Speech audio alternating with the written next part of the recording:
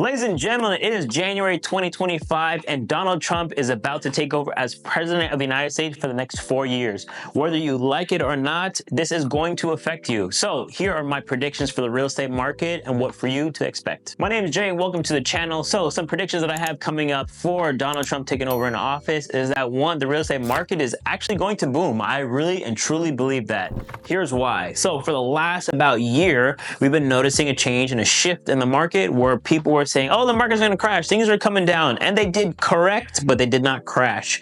And what also happened when it came to a lot of really big name investors, BlackRock, when it comes to Warren Buffett, a lot of them were taking their money out of the market. And the reason why they're taking their money out of the market is because they were waiting on the sidelines to see what was happening so that when the time comes, they've got a big cash supply that they're ready to fuse into the market. And I assure you, you're going to see a big change come the rest of this year. Now, the first thing that you're going to see happening is you're going to see a lot more institutional investors take over the market and buy up neighborhoods. So a lot of people complain saying how, oh, I hate these real estate investors and there's Airbnb, which make up this much of the market, but instead it's the real estate large institutions who are buying up things that you really need to be concerned about. Your mom and pop, your single guy, gal who are just buying a few properties here and there, they're only doing so much. But when you have institutional investors and companies like Zillow, and they can buy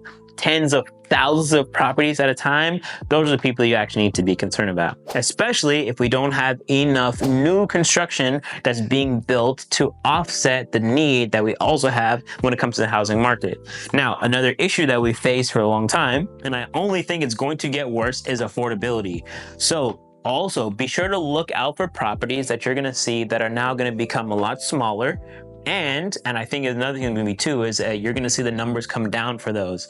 So what we've had for the longest, especially in Florida, we've had big houses and we see big prices. Well, as affordability gets more and more out of reach, we're going to see a shrinking. Now, I don't know if this is going to happen necessarily right away, but I do expect this to happen over the next couple of years. Well, instead of us getting 2,000 square foot houses, I think we're going to start expecting to see some that are about 1,000 square foot, not homes, but of townhouses or of shared spaces, right? Where you have party walls between them. Party wall is walls that divide between two units, right? So think of a villa or a duplex where you have one unit and then right next to it, shared by this wall, another unit, shared by this wall, another unit. And in order to get that affordability in, they're going to start building out more and more of these larger complexes where people have individual units that they call their own. And I do think you're going to see a shrinking in terms of their size. And the reason why they're doing it is because we're trying to make places something that someone could actually pay for with the salary that they're currently on.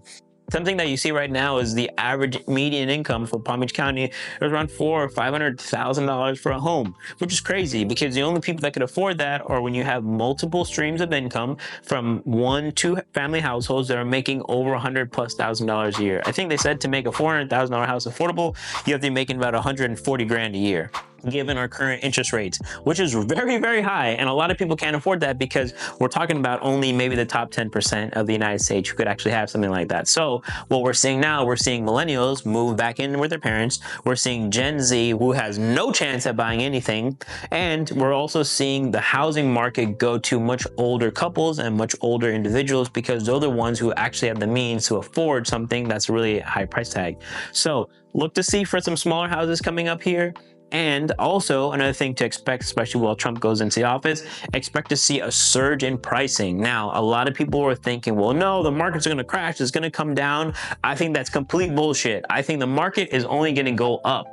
So something that you're going to see once Trump gets in and he starts going through all of his changes that he's starting to make when it comes to the housing market specifically, because of all the money I just said that came from Warren Buffett and all these institutional investors who are waiting on the sidelines to pump money into it, they're going to be buying up your neighborhoods. They're going to be buying up all the cities and all the areas around. And once they start doing that, expect the cost of things to go up. So right now you think rent is high? Yeah, right. Just wait till this year really gets going. You're really going to start to see a surge in rental prices because one, you're not buying those houses. Somebody else is buying it. So now they're going to get to dictate how much money you're spending on that rental. So expect that if you guys aren't doing real estate investing, if you guys aren't buying properties and you think by waiting on the sideline it's benefiting you, it's not.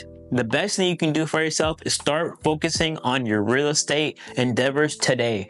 Go get pre-approved. Go see what you can afford. Take some of the information that I've put out in a lot of the videos that I've made so far and start putting them into action. Not just mine, because I'm not saying that I'm the best at it or that my way is the only way. But what you need to do is you need to start focusing on how you can benefit yourself and your family's future. And the way that you do that is by starting to invest and not put it off for, oh, next year, oh, when I get that check, oh, when I do this thing. Right now, there's ways that all of you can invest in real estate and get your foot in the door.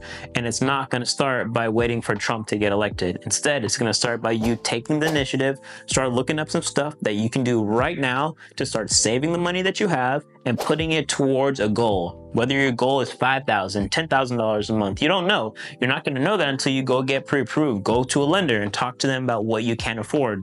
Maybe you need a fixer. If you need a fixer, no problem. I've got a ton of videos on this channel that you can look at right now and watch to learn how you can take your fixer and turn it into something to get some money out of it. And I'll go use that to buy more real estate or go buy a property for yourself that you can live in with your family with a really small mortgage that you actually can afford, as opposed to something that you can't afford. So another thing that you guys are going to see once Trump goes into office here, and we've already started seeing it from COVID, is when we had an influx, especially into the South Florida market, from all of the northern states. Now, what does that mean in terms of pricing down here? It's going to go bonkers, right? Think of what we're doing on a country level, and then also what we're doing on a more local state and city level. We live in our own bubble in South Florida because in South Florida specifically, we have our own economy. And with our own economy, we're going to have even more influx of people because everyone wants to live in Florida. Florida's got beaches and they've got hurricanes, and I don't know why that's a benefit, but people love hurricanes apparently because it doesn't stop anyone from showing up down here. Warm weather year round, people avoid the snow, right? We have a lot of the benefits. No state income tax. There are some great benefits and perks to living in South Florida, and I do think we're going to get even more people down here as a result of it.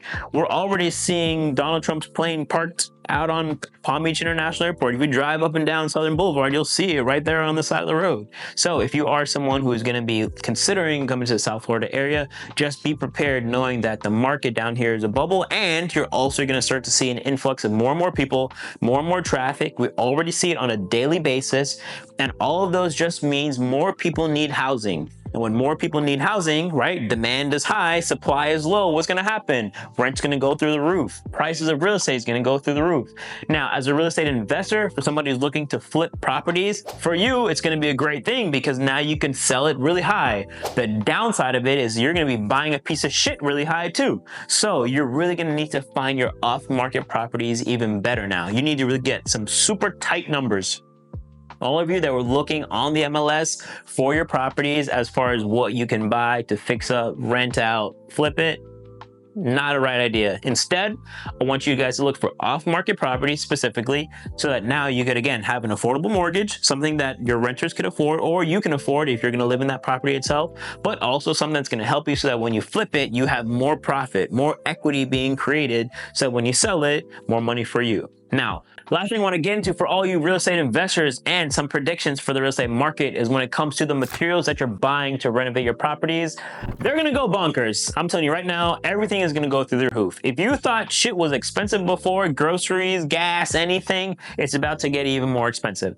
With Trump going into office, I think we're going to see an influx of money being pumped into the market. And again, when more money goes into the market, the cost of inflation, everything is going to go up again. So I think what a lot of us were waiting on to see if the interest rates are going to come down, I don't. I think the interest rates are going to go up.